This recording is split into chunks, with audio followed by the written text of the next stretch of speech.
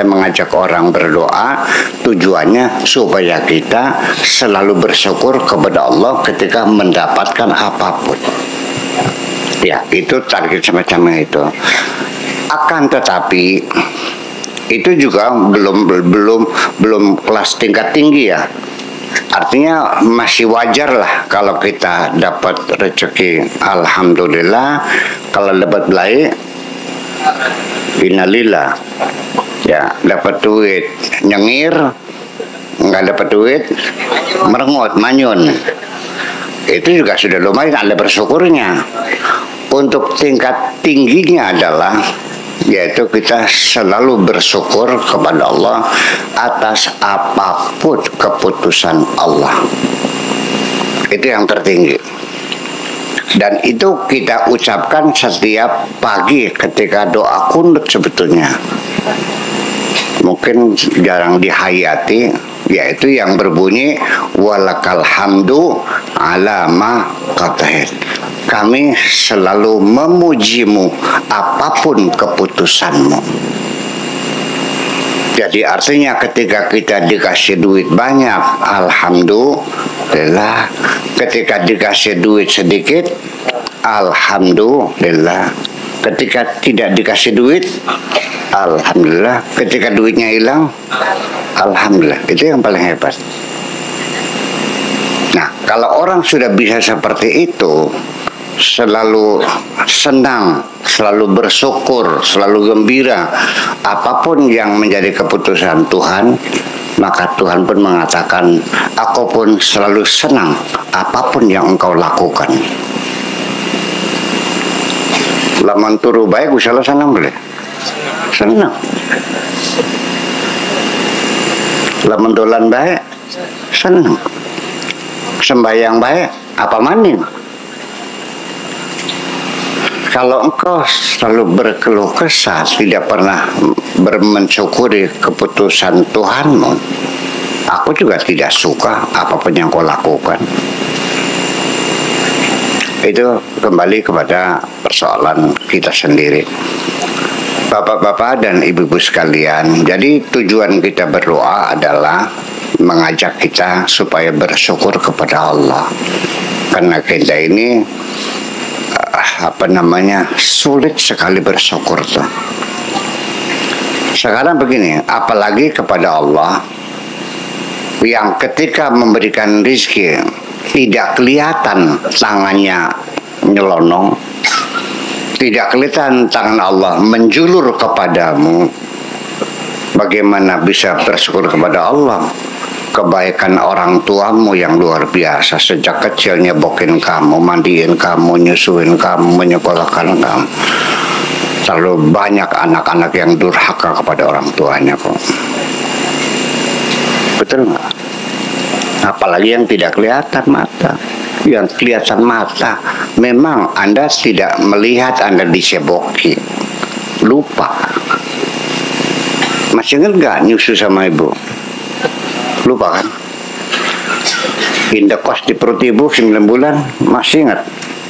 Enggak. Tapi kan Anda melihat ada ibu nyusun anaknya. Berarti saya juga sama kok. Melihat nggak ada ibu nyebokin anaknya? Sekalipun kau tidak ingat, kamu yakin kau dulu diceboki ibumu kok. Sekolah mau dibayar orang tua, bajunya, pakaiannya, bukunya, segala macamnya. Ya sampai kadang-kadang orang tua jual tanah, jual rumah untuk sekolah anaknya. Ada nggak anak yang durhaka sama orang tuanya? Ya sekarang banyak sekali kok. Dari mensyukuri kepada Allah yang kita tidak melihat tangan Allah menjulur kepada kita. Ya, orang tua yang tiap hari menjulurkan tangan yang ngasih duit tiap hari mau sekolah dikasih duit, juga kita tidak bersyukur. Itu yang jadi persoalan besar. Makanya waman lam yaskurin nas lam yaskurillah. Kalau engkau kepada sesama manusia saja tidak pandai menghormati kebaikan orang lain, tidak mampu menghargai kebaikan orang lain, maka dipastikan engkau tidak mungkin bisa bersyukur kepada Allah. Itu katakan jangan begitu, man lam yaskurin nas lam yaskurillah. Kalau engkau tidak pandai menghargai kebaikan orang lain, maka terlalu sulit engkau bisa bersyukur kepada Allah Subhanahu wa Ta'ala. Apalagi kita merasakan keringat kita keluar, berangkat pagi pulang sore, kadang-kadang sampai malam nggak pulang, dan sebagainya dan sebagainya. Ya, jadi artinya bahwa akhirnya bersyukur itu apa dan berdoa itu apa. Kita mesti sadari bahwa berdoa itu adalah perintah Tuhan, bukan pilihan kita. Bukan suka tidak suka berdoa, silakan, nggak silakan, tidak. Memang Tuhan memerintahkan kita berdoa. Apakah doa dalam artian tujuan khusus, ataupun berdoa yang ditetapkan sebagai ritual, yaitu sholat 5 waktu, itu adalah doa juga. As-sholatu lughatan ad-du'a, wa syara'an af'alun wa aqwalun muftatahatun bitakbir wa muftatamatun bitaslim.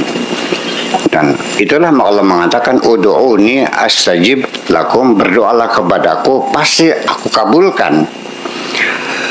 Yang jadi masalah adalah sekali lagi bahwa saya melihat banyak orang berdoa di masjid-masjid, di musola dan sebagainya. Setiap hari banyak orang berdoa mengacungkan tangannya.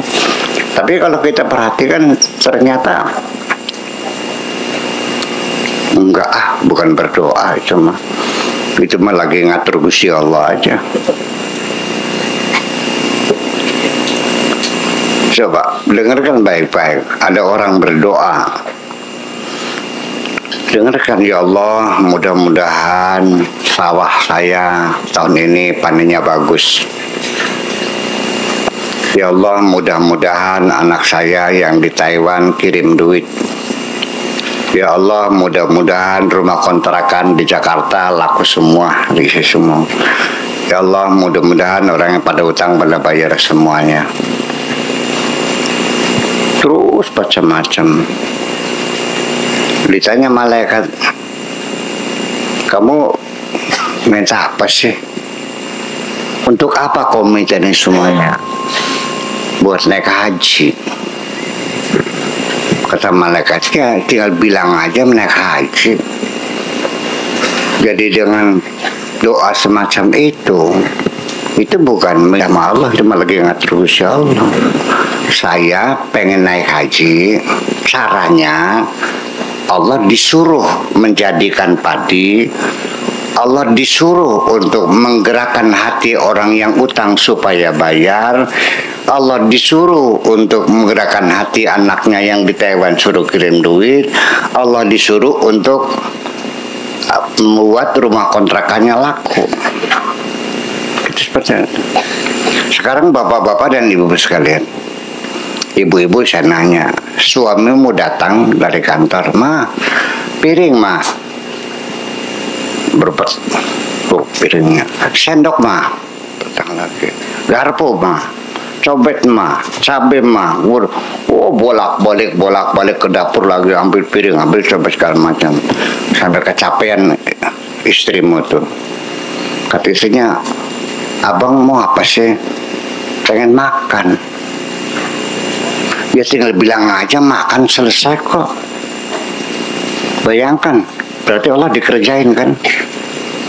Tiap hari kamu ngerjain Gusti Allah. Betapa tidak layaknya kita menyuruh Allah semacam itu. Ya memang dalam bahasa Arab tidak ada beda antara amar dan doa. Karena sifatnya fi'il amar. Ijlis, qum, idhab, irji' dan sebagainya. Bentuknya fi'il amar. Tetapi ketika perintah itu dari atas ke bawah namanya instruksi. Dari yang selevel namanya iltimas, memohon bantuan. Ketika dari bawah ke atas namanya doa. Memang semacam itu. Ya, jadi dari sisi kata kerjanya ya fi'il amar. Tapi karena kita sebagai hamba, dia sebagai majikan, maka apapun yang kita katakan dengan fi'il amar itu maknanya doa. Disitulah perlunya tata krama kita kepada Tuhan. Jadi apa sebabnya doamu tidak pernah dikabul? Karena kamu yang delok-dok. Ya, tidak tahu sopan santun. Ya, pantas enggak ada santri saya suruh ngambilin sendal. Pak Haji, tolong ngambilin sendal saya. Pantas enggak? Enggak pantas. Kurang ajar enggak? Kalau nyuruh Allah, apalagi. Nah, kita sehari-hari itu adalah menyuruh Allah, seperti bujangmu, seperti babumu saja, semacam itu. Makanya dalam berdoa itu harus diperlukan kerendahan hati. Ya, ada kerendahan hati. Makanya falyastajibu li wal yu'minu bi. Ketika engkau berdoa, falyastajibu li, ada keinginan atau gerak di hatimu memohon kepada Tuhan pengkabulan, istijabah. Falyastajibu li, yaitu meminta supaya dengan sangat supaya doa kita diijabah. Satu, wal yu'minu bi, dan engkau yakin, percaya betul bahwa doamu akan dikabulkan. Itu dua persyaratan mutlak, ya, harapan besar bahwa doamu akan dikabul, dan harapan besar, ya kan, dengan keyakinan yang kuat bahwa doamu pasti dikabul oleh Allah. Jadi secara psikologisnya di dalam doa itu sendiri, ketika engkau berdoa kepada Tuhanmu, di dalam hatimu akan menumbuhkan keyakinan dan pengakuan sekaligus bahwa engkau adalah hamba dan dia adalah Tuhan, ya. Dan ada yang berikutnya, ada keyakinan dalam dirimu bahwa Tuhan tidak terlalu sulit untuk mengabulkan doamu itu. Jadi artinya dengan demikian maka sangat logis sekali ketika dikatakan bahwa berdoa adalah inti ibadah, bahwa doa adalah substansi ibadah. Jauharul ibadah, intinya ibadah adalah berdoa, karena di situ engkau mengakui sebagai hamba dan engkau mengakui dia adalah Tuhan. Itu yang paling penting, ya. Jangan dianggap selevel sama kamu, kayak batur dek tuh dek. Ya Allah, moga-moga pada ini tadi. Iya, kalimatnya moga-moga, tapi kan nyuruh juga, nyuruh Allah untuk menjadikan pati. Nah, itulah. Jadi kalau kita sudah mengerti bahwa doa adalah mukhul ibadah, inti ibadah, artinya betapa pentingnya kita berdoa. Kemudian ketika kita lanjutkan lagi, seorang waliullah seperti Abul Hasan Asyaduli itu seorang waliullah juga, ya, ulama wali besar juga termasuknya. Itu ditanya oleh santrinya, kenapa engkau wahai Syekh tidak terlihat berdoa kepada Tuhan, minta kaya kayak, minta sehat kayak, ya, sakit ya diam aja, nggak punya uang ya diam aja. Sedangkan kami sebagai santri selalu disuruh untuk berdoa, tapi engkau sendiri juga tidak pernah kami lihat doanya seperti apa. Dijawab oleh beliau, untuk apa aku berdoa kepada Tuhanku? Minta apa lagi? Aku yakin dia mengetahui apa yang aku butuhkan. Coba balik lagi nih, Untuk apa aku meminta kepadanya? Dia sudah tahu semua kebutuhanku. Kalau aku masih meminta, berarti aku menuduh dia tidak tahu apa yang aku butuhkan. Malah justru kita menuduh Allah seperti tidak tahu kan kebutuhan kita. Nah, ini yang jadi persoalan, bahwa nanti bukan persoalan doanya, tapi adalah level kita sendiri. Kalau kita sekolah, kamu kelas berapa sekolahnya? SD. Setelah SD apa? SMP. Setelah SMP, SMA. Setelah SMA, Persitas. Iya, Persitas kan. Iya, tentunya kan beda pemikirannya. Beda pemikirannya. Di sini juga perlu kita ketahui, ketika Anda paham kelas berapa, sekolahnya tingkat apa, itu banyak orang tidak tahu dalam kehidupan sehari-hari, sehingga kadang-kadang salah menempatkan diri karena dia tidak tahu sekolahnya sekolah apa, levelnya apa, SD, SMP. Bahkan sehari-hari saya melihat banyak orang yang hanya pernah pesantren 2 tahun, ya, kok bisa mengkritisi Nurholis Majid, bisa menyalah-nyalahkan Gus Dur. Saya katakan bukan level kamu. Ya, saya juga kan kiai juga, katanya. Oh gitu. Ya, Gus Dur kiai, saya juga kiai kok, sama-sama kiainya.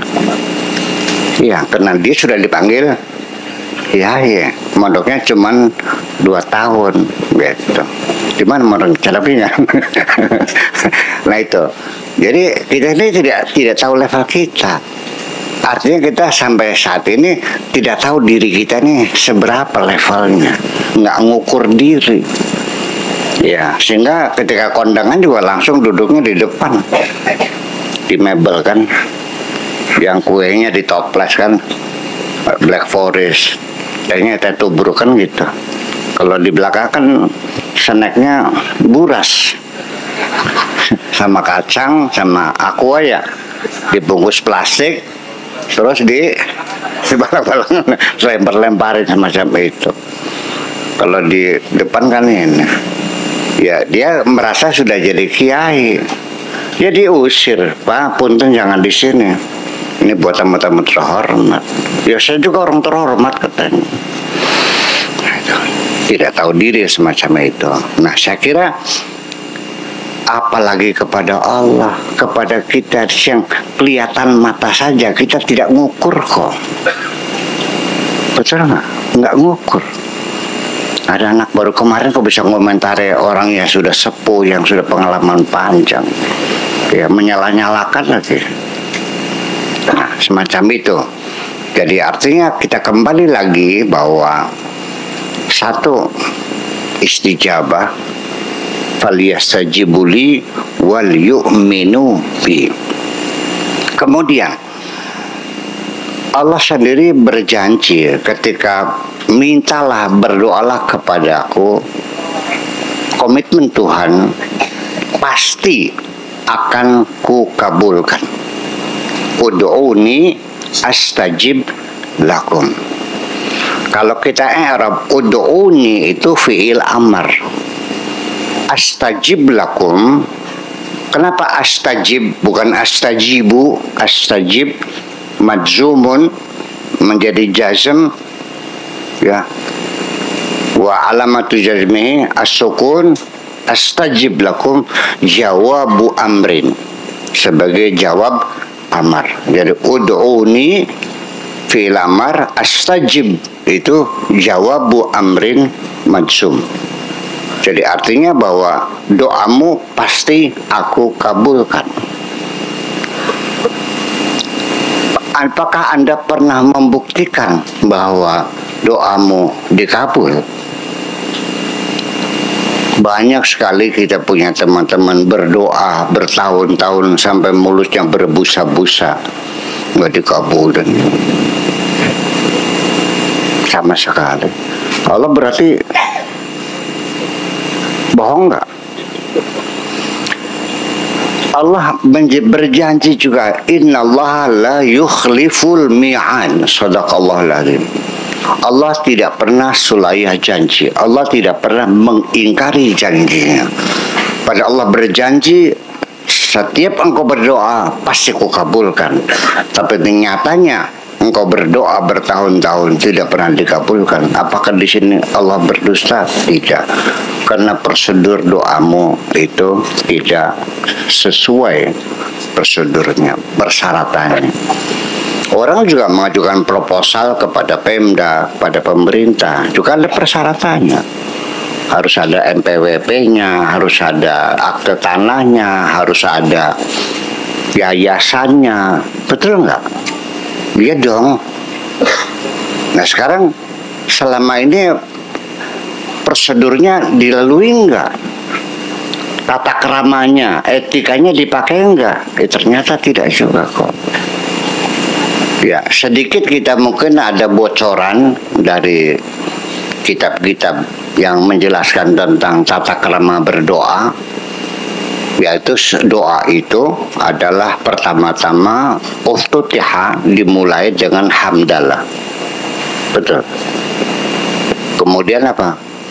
Istighfar. Kemudian sholawat. Nanti di akhir doa kita, wa akhiru da'wahum alhamdulillahirabbil alamin. Di akhir doanya kita mengatakan hamdalah lagi. Hamdalah, istighfar, sholawat, akhirnya ditutup dengan hamdalah lagi. Ini prosedurnya seperti ini. Orang datang menemui saya ada tujuan sesuatu. Begitu assalamualaikum, saya jawab waalaikumsalam, saya persilakan masuk. Apa dulu yang kau katakan kepada saya? Ketika saya suruh masuk, saya duduk. Nah, pertama kau sanjung dulu ucapan terima kasihmu. Hamdalah itu ucapan terima kasih. Pak Kiai matur kesuwun, saya terima kasih banyak sekali sehingga saya diberi kesempatan bisa bertemu dengan Pak Kiai.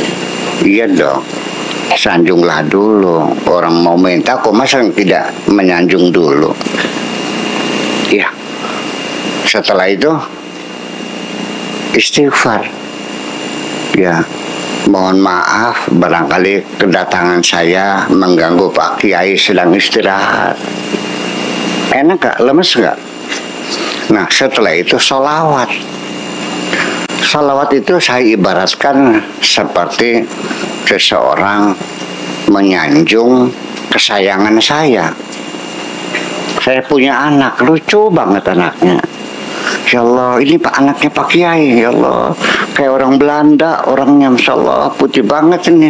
Siapa namanya yang pakai pinteran bikin anak gitu. Disanjung dulu, menggembirakan saya dulu dong. Ya kan begitu. Nah baru ringkasnya omongan.